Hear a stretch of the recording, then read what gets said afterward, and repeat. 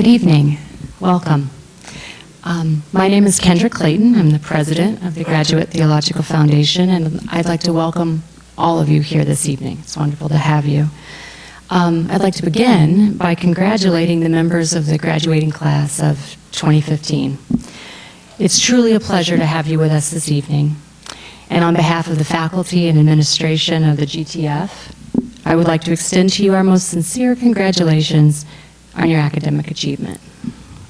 Welcome also to family and friends who've come in support of the members of this graduating class.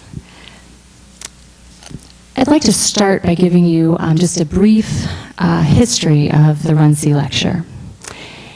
In the spring of 2000, following the death of the Archbishop of Canterbury, Lord Robert Runcie, the Graduate Theological Foundation established the Lord Robert Runcie Convocation Lecture Series in honor and in recognition of the loyalty and support he showed as head of the Church of England to the Graduate Theological Foundation's work in ministry education.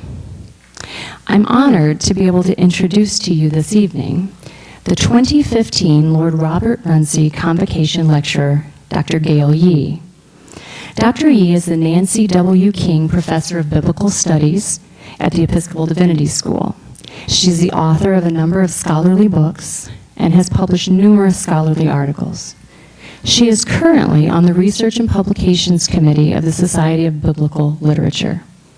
Dr. Yee has various special interests in poverty, eco-justice, the various methods of biblical interpretation, and women of the Hebrew Bible in art and culture.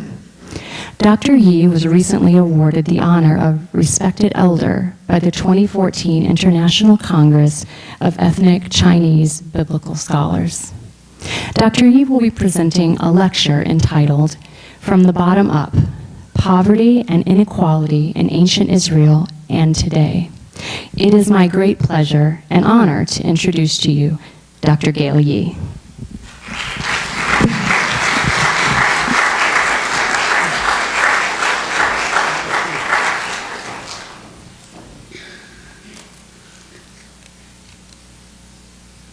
Debating whether I should use my reading glasses or not. Well, we'll see.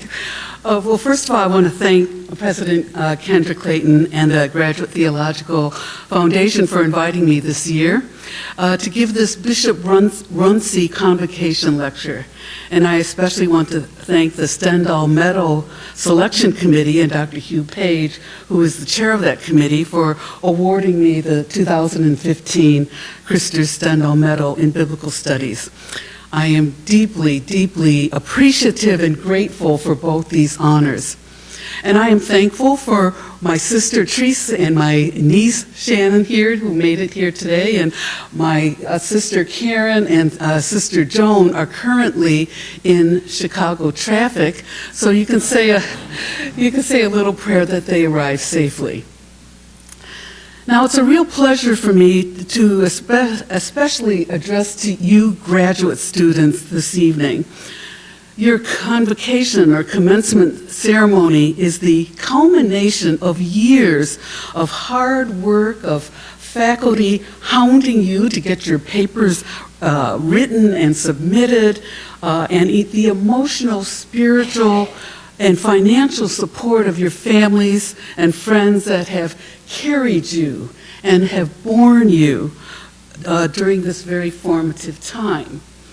Your graduation tomorrow will be a time to remember the past that has brought you to this point, and a time to look forward to your future ministry with really great expectation. Now, I must admit that I come before you with a little trepidation. In my 30-plus years of higher education, I have heard my share of graduation and convocation speeches, and some were very inspirational.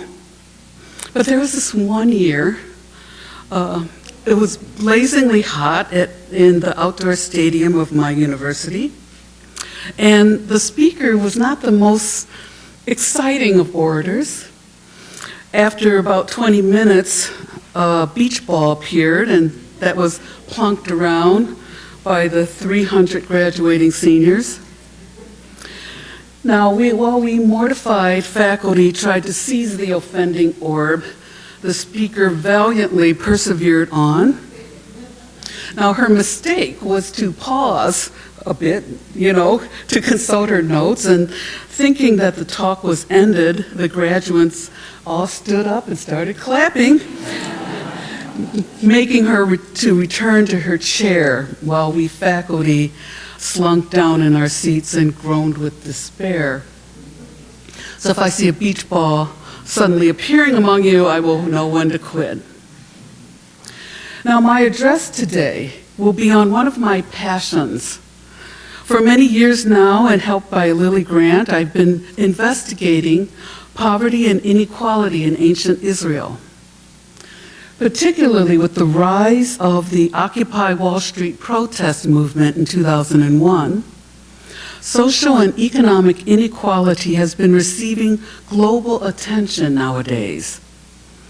President Obama had made fighting inequality an early focus of his second term, although he seems to be moving away from this issue toward a more politically expedient theme of ladders of opportunity. Thomas Piketty's Capitalism in the 21st Century became a New York Times bestseller last year. And I actually have plowed through its 700 plus pages during my current sabbatical to obtain a better understanding of the systemic structures of global inequality. And you, too, will find your own ways of confronting these issues in your own ministry. Poverty and inequality are not the same thing.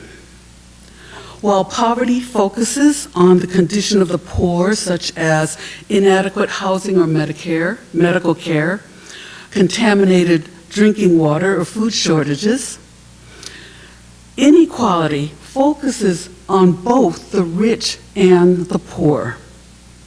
It asks us to confront an important question that is often sidestepped nowadays. How can the ways in which the rich obtain their wealth generate poverty? Architectural structures of poverty and inequality are age-old. Ancient Israel had its one-percenters too. And frankly, I think that most of the biblical text about Israel is about Israel's one-percenters, narrating the histories of its kings and their wars and their politics, its priests and their rituals, and their scribal elites and their laws. It also recounts the sagas of their well-to-do heroes like Abraham, Isaac, and Jacob, and just a few of its exceptional male-worthy heroines like Deborah. But the voices of its marginals, such as ordinary women, the subsistence farmer, the poor and destitute, the indentured servants, the corvée laborers, the debt slaves, the chattel slaves, the landless day laborers, the child laborers, the conscripted soldiers, the prisoners of war, the prostitutes, the beggars, the orphaned, the diseased and disabled, the refugees and displaced. These voices are primarily silent. If we hear about their oppression and exploitation at all, it is chiefly through their advocates, the prophets. Now, one of the most difficult aspects of teaching the biblical text for me is disabusing my students that the world of ancient Israel is the same as our own. My students at the very progressive Episcopal Divinity School are certainly not fundamentalists. However, because the Bible is such a foundational text for their faith, it is sometimes difficult for them to distinguish the ancient historical world that produced the biblical text and the one that they now inhabit. They often forget that they are not the real audience of the biblical writers, being so culturally, geographically, and socially removed from them by thousands of years. They often forget that the ancient author's depiction of their world is not their own. Just this past year, one of my students refused to believe that the Old Testament was canonical because the violent God that commanded genocide in the book of Joshua was not the Christian God of love that she believed in. Now, to help you understand the structures that created poverty and inequality in ancient Israel, I invite you to use your historical imagination this evening. I want you to imagine the daily lives of these ancient Israelites from the bottom up. Can we hear the submerged, neglected voices, their submerged, neglected voices in the biblical text? What did it mean to be on the receiving end of the history of kings, priests, and scribal elites, to be the 99%ers of ancient Israel? And my hope this evening is that you will better understand the social and systemic ways in which poverty and inequality were generated in ancient Israel, and that you will find some fruitful ways to help rectify these in their own configurations today. So forget that you live in a world of labor-saving devices, of computers, of fossil fueled transit, flush toilets, and so forth. Forget that you live in a world that accepts as true notions like personal freedom, liberty, equality, human rights, and democracy. This was definitely not ancient Israel. Imagine you are living in the highlands of ancient Israel during its tribal period, around 12,000 to 900 BCE. You are entering into a strange and frightening realm. If you are male, you will probably not live past 40. And if a female, you will probably not make it to 30. The survival rate of your babies will only be around 50%. Israel was primarily an agrarian society. Along with 90% of the population, you are a subsistence farmer. And that means that the plot of land that you work produces only enough food to keep your family alive. You have dreams and aspirations, I am sure, but your basic focus is on survival, getting through the day alive. You have no time to read or become educated. Actually, you're illiterate. You have no time to make fine, beautiful art or contemplate the meaning of life. Nor will growing houseplants or backyard gardening prepare you for the ordeals of subsistence farming. Growing the food that you and your family will eat involves a day-to-day struggle in a very hostile environment. Genesis 3 reminds us of this when God tells Abraham, "Cursed is the ground because of you. In toil you shall eat of it all the days of your life. Thorns and thistles it shall bring forth for you.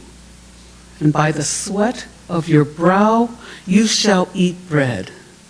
For dust you are, and unto dust you shall return." Now, living in the Rocky Highlands makes it very difficult to farm.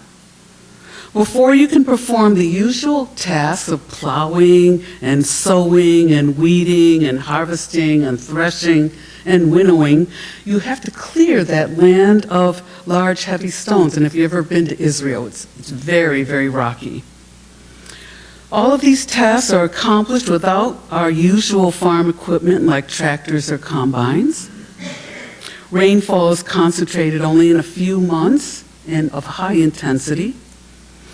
And to prevent runoff and conserve water, you men will have the arduous jobs of digging deep cisterns and terracing the hillsides.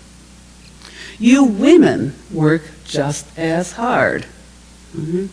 Besides having and raising children, you will spend a big part of your time processing the harvest into food.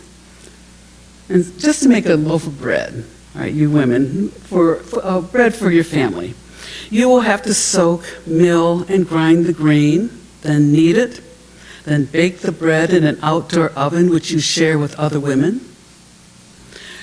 To convert the foodstuffs, to store them, you will be threshing, drying, pounding, pitting, and pressing olives for oil or grapes for wine, and then canning them. Now for storage. You just broke your last jug and your last basket fell apart. To replace that jug, you don't go to Costco. You must scoop up the clay, throw the pot on a wheel, shape it, and bake it in a kiln.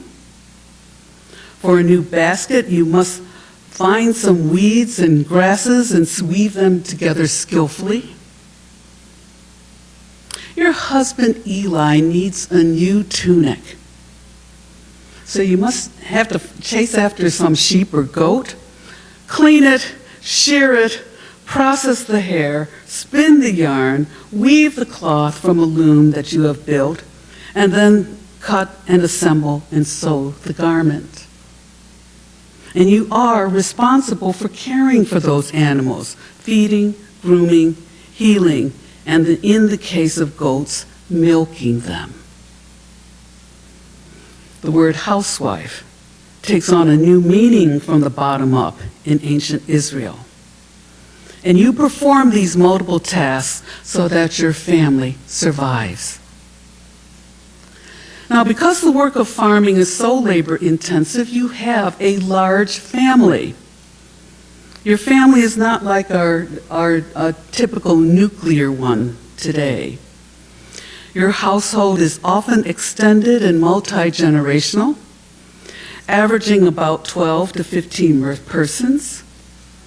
And because men exercise much of the formal power, your household will be described in the 21st century as a patriarchal household, the house of the father, a household which practices patrilineal kinship. And what is that? Well, kinship is an ideology that determines how human beings relate to each other in a society. I mean, why do we call certain people mothers and other people fathers, or sisters, or brothers, or aunts, or uncles? It's because societies and cultures name or construct these relationships into an overall ideological system. Notions of kinship, who is my mother, who are my brothers, depend on the kinship ideologies a particular society holds. Now, the kinship ideology of ancient Israel privileges the male.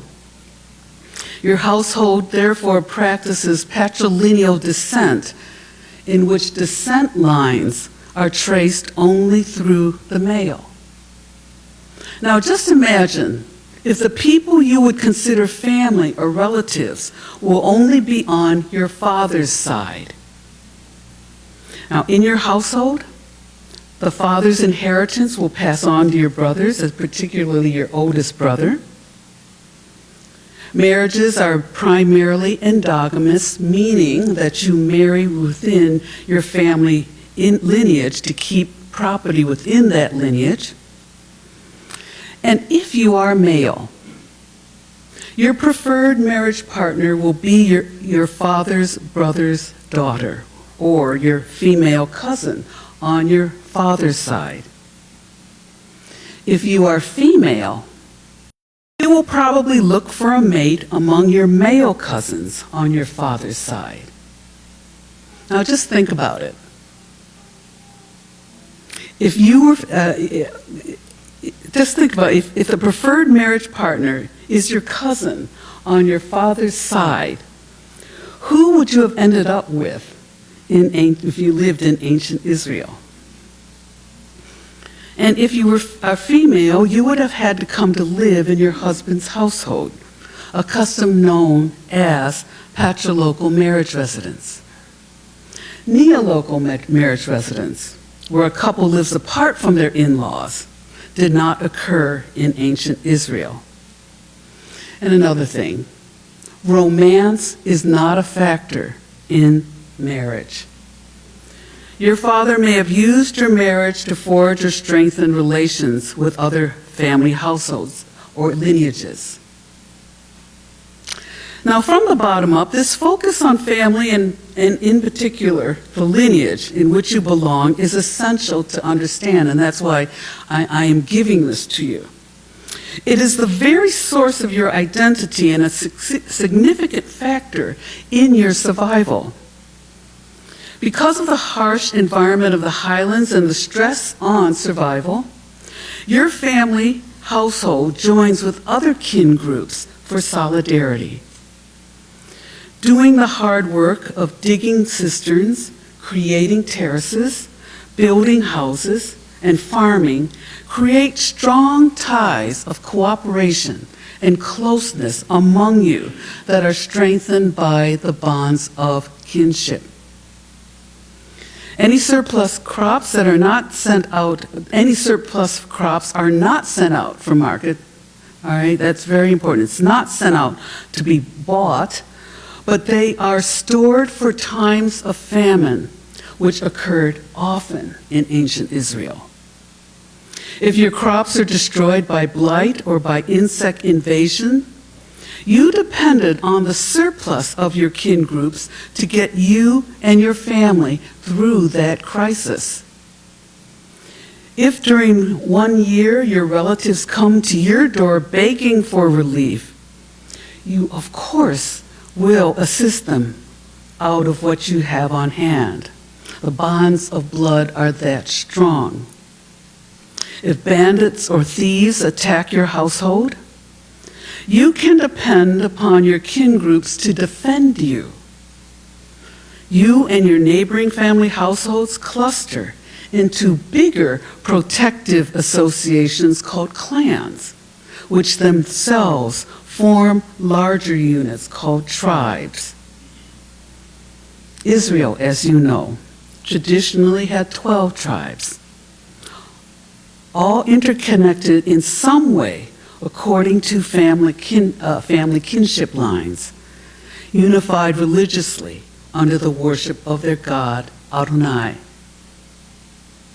So now we come to the point where we can talk about poverty and inequality in ancient Israel from the bottom up. You didn't think I would get there, but here we go.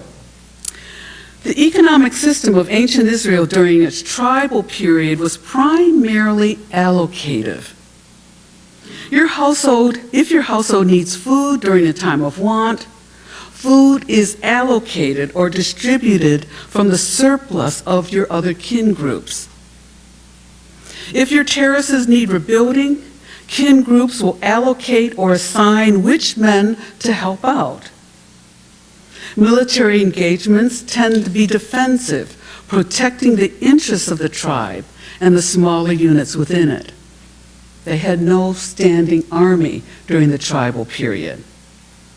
A tribe who needed reinforcements depended upon the quota of warriors that were supplied by the clans or family households. A widow who lost her husband and sons in battle would be supported by her kin groups.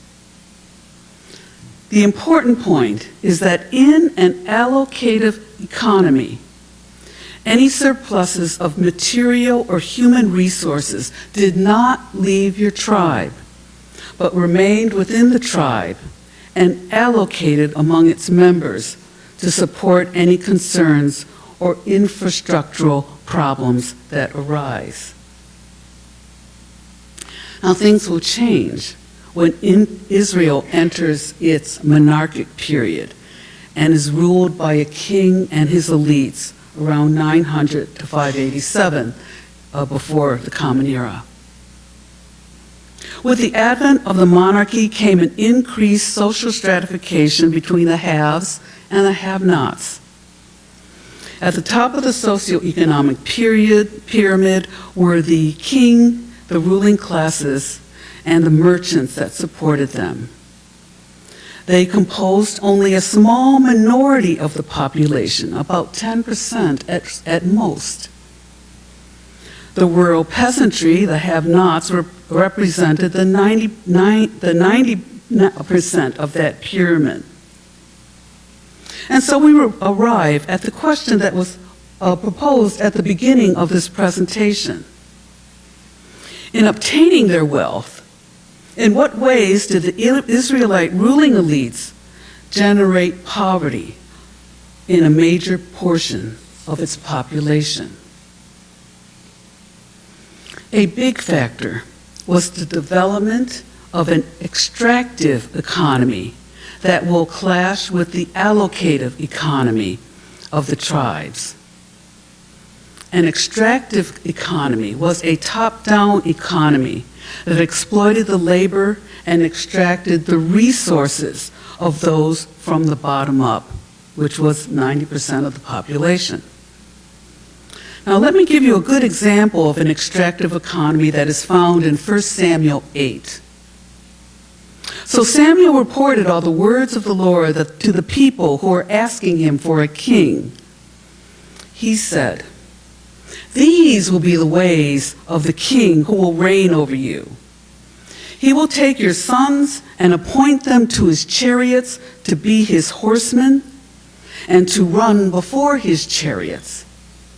He will appoint for himself commanders of thousands and commanders of fifties, and some to plow his ground and to reap his harvest, and to make implements of war and the equipment of his chariots."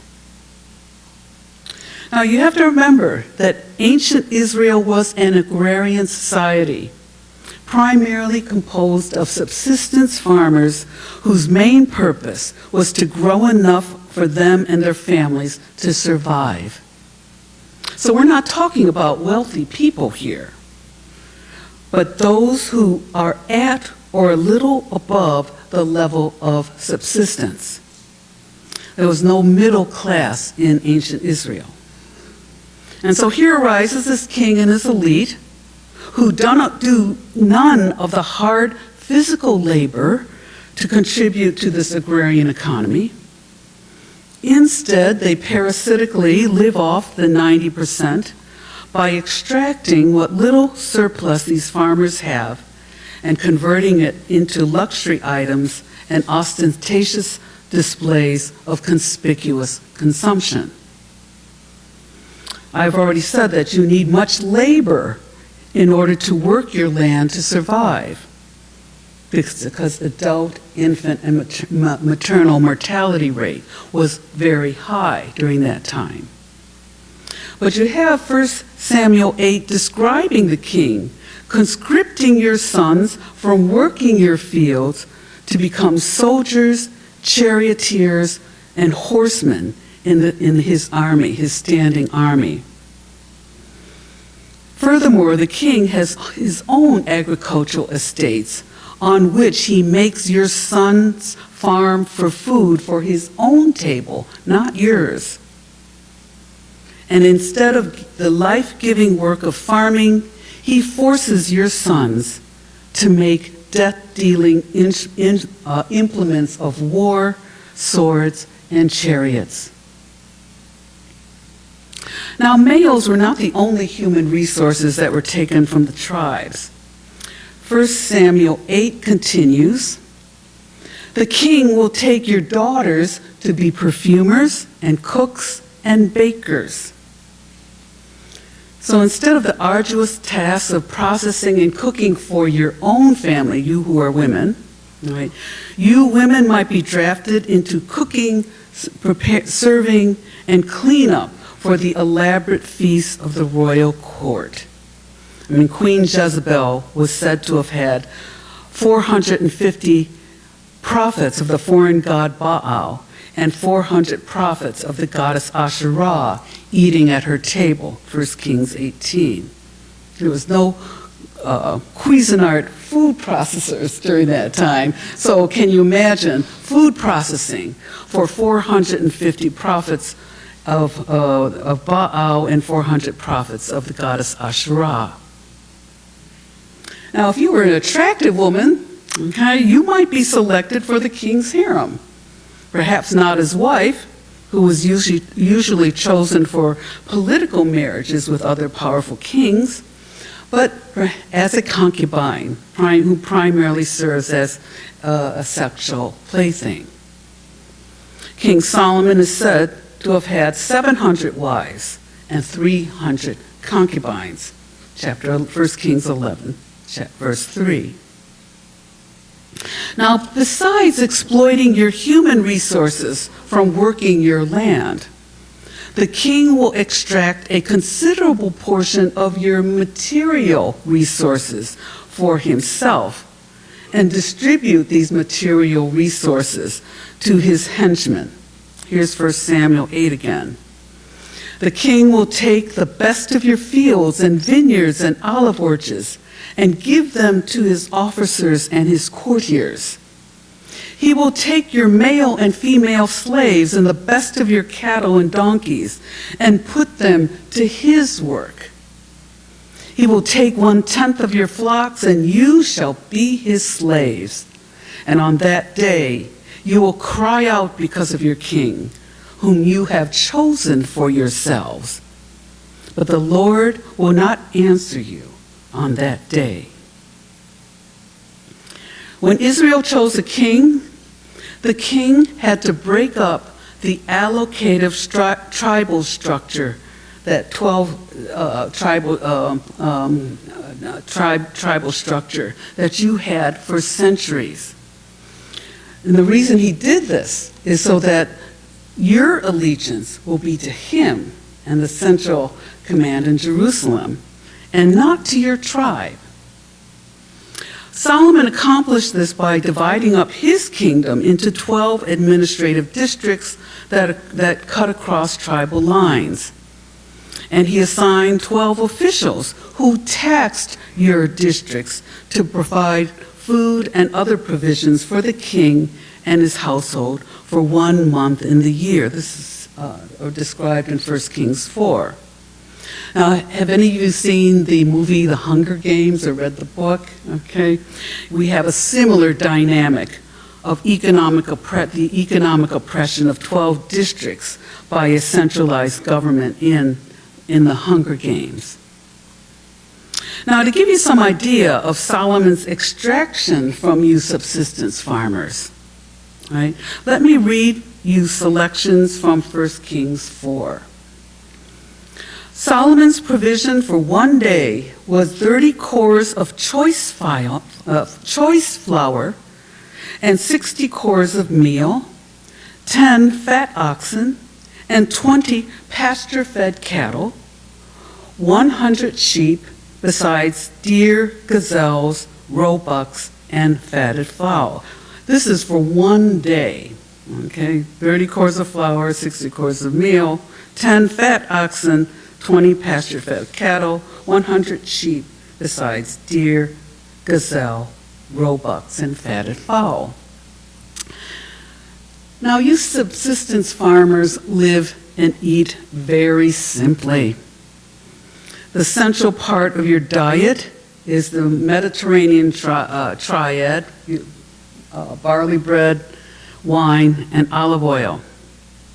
Fresh fruits and vegetables, legumes, and milk products make a much smaller contribution to your table, and you rarely ate meat.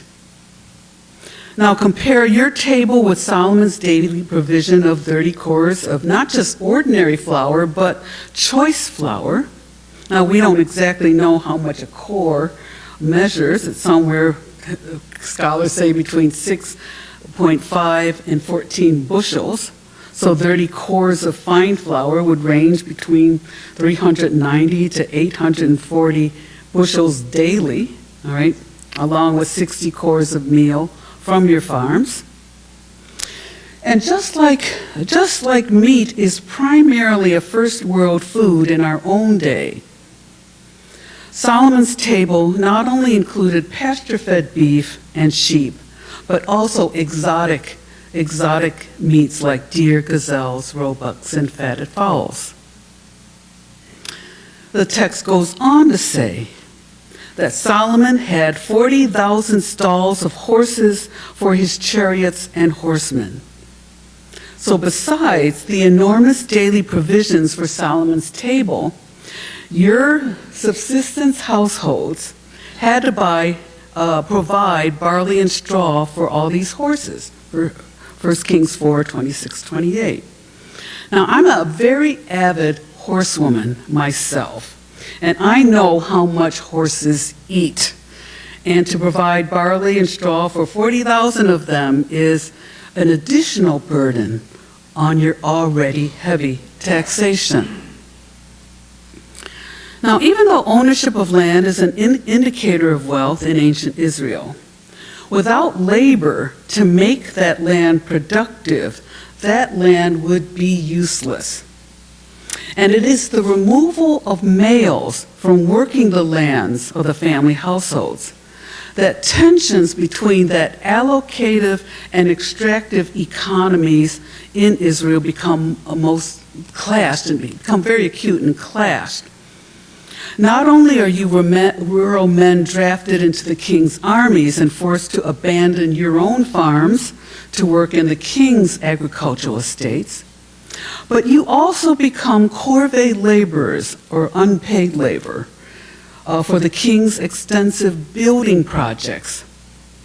Solomon not only constructed the great temple in Jerusalem, but he built a palace for himself and for his Egyptian wife, Pharaoh's daughter, along with a treasury and an armory. He also used forced labor for construction in the cities of Hatzor, Megiddo, and Gezer. Now, we need large timber to make these buildings, all right? And since large timber trees are not indigenous to Israel, Solomon had to get them from someplace else. Where did he get them? He got them from his Phoenician neighbor, Lebanon, and he imported at a steep price the cedars of Lebanon from the king of Phoenicia, Hiram of Tyre. Solomon pays Hiram 20,000 cores of wheat and 20 cores of fine oil extracted again from your hard labor. And how did he get those cedars from Lebanon to Israel? Well, here's what the text says. Solomon conscripted forced labor out of all of Israel. The levy numbered 20,000 men. He sent them to the Lebanon, 10,000 a month in shifts. They would be 1 month in Lebanon and 2 months at home. 1 Kings 5. So thousands of you men are taken from your families and farms several months out of the year to work in a foreign land. Now, besides forced labor to obtain the cedars of Lebanon, the text continues. Solomon also had 70,000 laborers and 80,000 stone cutters in the hill country. Besides Solomon's 3,300 supervisors over these laborers, all right, having charge of the people who did the work. At the king's command, these laborers quarried out costly stones in order to lay the foundation of the house with dressed stones. This is 1 Kings 5.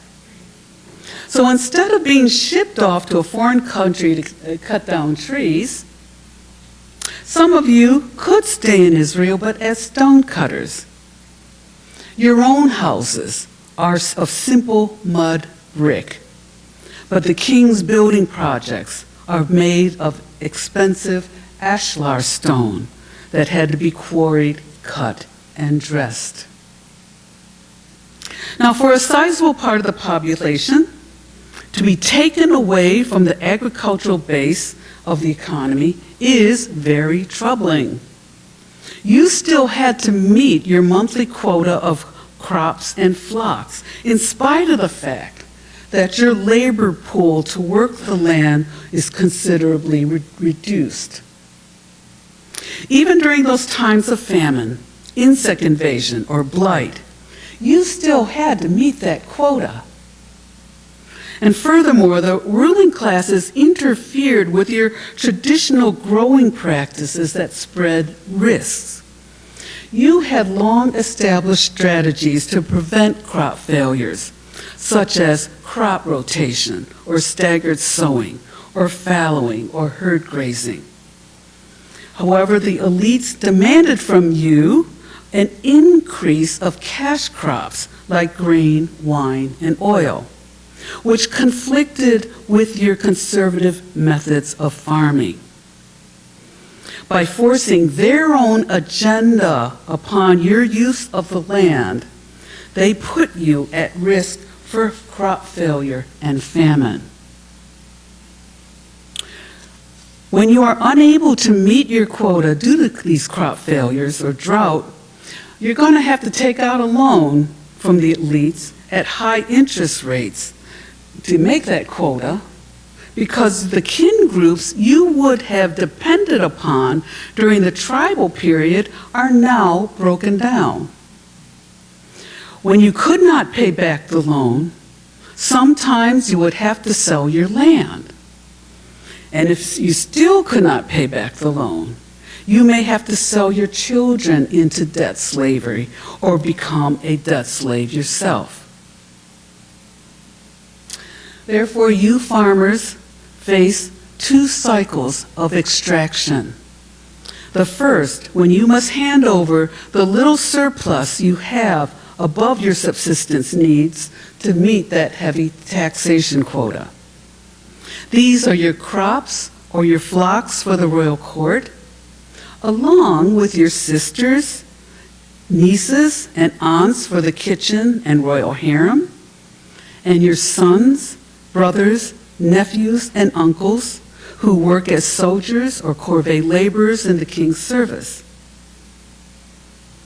The second cycle of extraction comes when you cannot meet your quotas and must take out high-interest loans, initiating ruinous cycles of tax and debt, a double whammy, a 1-2 punch, creating a state of poverty which you never seem to transcend. Now, in order to work harmoniously, your ruling classes should ideally tax you just enough to fulfill their needs without threatening their tax base, while you farmers should be able to maintain your level of subsistence and pay the demanding taxes.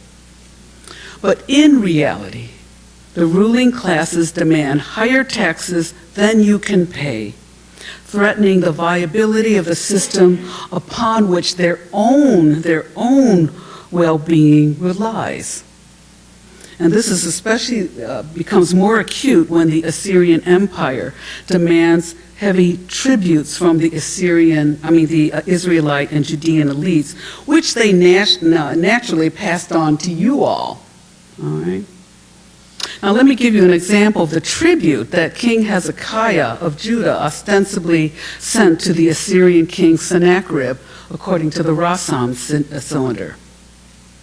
He, Hezekiah, sent me, Sennacherib, 30 talents of gold, 80 talents of silver, choice antimony, large blocks of carnelian, beds inlaid with ivory, armchairs inlaid with ivory, elephant hides, ivory again, ebony wood, boxwood, multicolored garments, garments of linen, wool dyed red, purple, and blue purple, vessels of copper, iron, bronze, and tin, chariots, siege shields, lances, armors, daggers for the belt, bows and arrows, countless trappings and implements of war, together with his daughters, his palace women, and his male and female singers. This is just the tribute that Hezekiah had to pay to Sennacherib, the Assyrian king. Now, most of these items were luxury goods, exotic luxury goods, and they were not native to Israel or Judah. The king and his elites secured these preciosities through taxing youth subsistence farmers and collecting tolls from the caravans that traversed that land. The disintegration of their agrarian base will be an important factor in the fall of Israel and Judah to the empires of Assyria and Babylonia. Now, those of you who are reduced to poverty because of the burdens of taxation, you will have your advocates in the prophets. Recall the stories of your people. The prophet Elijah came to the aid of a widow and her son malnourished by famine. Her kin group was supposed to support her, but its structures were weakened during the rule of Israel's king Ahab. Elijah also condemned Ahab's illegal seizure of Naboth's vineyard when Naboth refused to sell his ancestral inheritance in keeping with the law. The prophet Elisha helped another widow who was forced to sell her children into slavery to settle her dead husband's debt. And Elisha also helped a day laborer from selling his body into grinding servitude by recovering the axe head that he had borrowed from a rich lender and had lost. Recall the denunciation of the prophet Amos, who calls down God's punishment against, quote, those who sell the righteous for silver and the needy for a pair of sandals, they who trample the head of the poor into the dust and push the afflicted out of the way. Because you trample the poor and take from them levies of grain, you have built houses of hewn stone, but you shall not live in them. You have planted pleasant vineyards, but you shall not drink their wine. For I know how many are your transgressions, and how great are your sins, you who afflict the righteous, who take a bribe, and push aside the needy at the gate. Now Amos will be especially scathing of those the indolence and the conspicuous consumption of the elite. He says, alas for those who lie on beds of ivory and lounge on their couches and eat lambs from the flock and calves from the stalls, the tenderest of sheep and cattle, who sing idle songs at the sound of the harp, and like David, improvise on instruments of music, who drink wine from bowls and anoint themselves with the finest oil, but are not grieved over the ruin of Joseph. Therefore they shall now be the first to go into exile, and the revelry of their loungers shall pass away. Now, unfortunately, the prophets could not change the oppressive system of tax and debt that afflicted the 90% and reduced them to poverty. Ultimately, this system was unsustainable, leading to the collapse of both Israel and Judah to more powerful empires of Assyria and Babylonia. So, from the perspective of the bottom up, in what ways did the Israelite upper classes generate poverty in a major portion of the population in their pursuit of wealth and ostentatious display? First of all, there was a move to break up the tribal structures of mutual kin group support and protection that had developed for subsistence survival.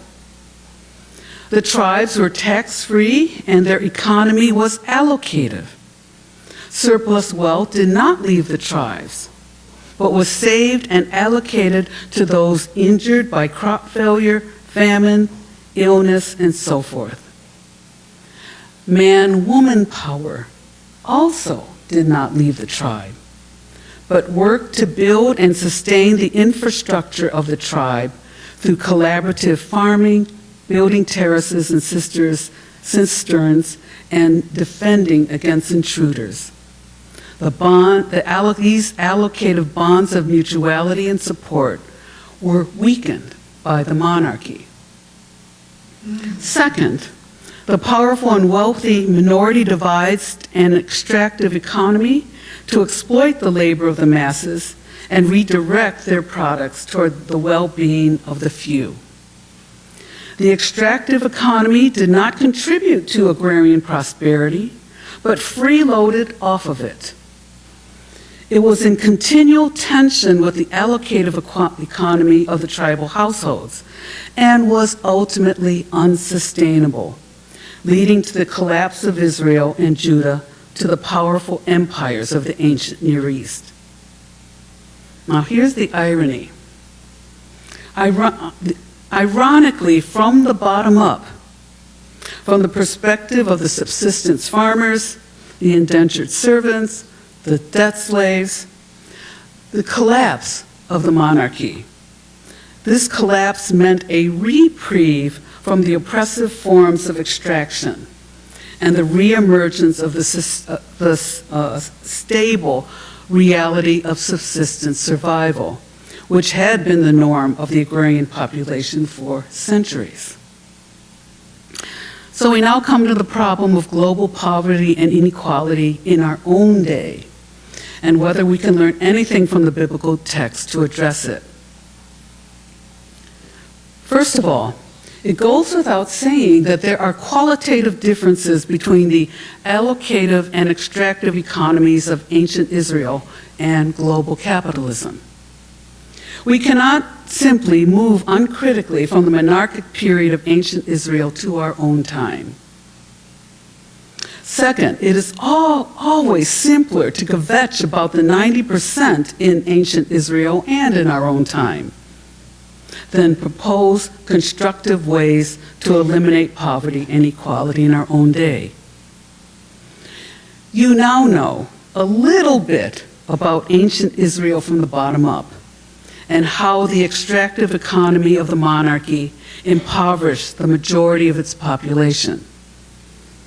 I now encourage you to learn how the present economic structures here in the US favor the wealthy at the top and generate poverty at the bottom. I mean, you do not have to read 700 pages of Thomas Piketty's Capitalism in the 21st Century. You can visit websites like inequality.org, which can help you through the complexities and give you many resources. Becoming educated about who benefits economically and how will help you greatly in being prophetic in your own ministries. Prophets like Elijah, Elisha, and Amos were not fortune tellers who predicted the future.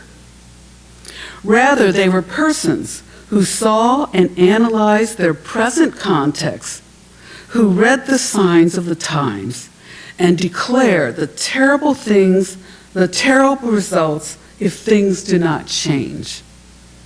They had to be knowledgeable of the contemporary affairs and skilled in social analysis to critique injustice and exploitation. Bishop Robert Runcie, after whom this convocation lecture is named, was also like the prophets of old, highly critical of Margaret Thatcher's economic policies, which favored the rich. He also had no problem weighing in on public policy. And so must you be knowledgeable in your own prophetic ministry to eradicate poverty and inequality today.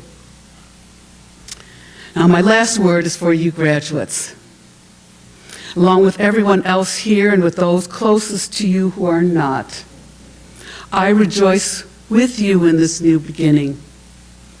My prayer for you today is that you never lose the excitement, the hope, and gratitude of today. Many persons made this day possible for you. During those times in your new ministries where you might think you might quit and throw in the towel, remember today.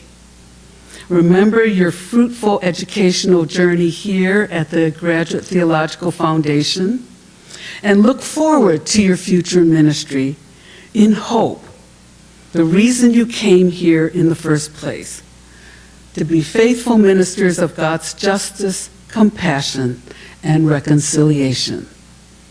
Thank you.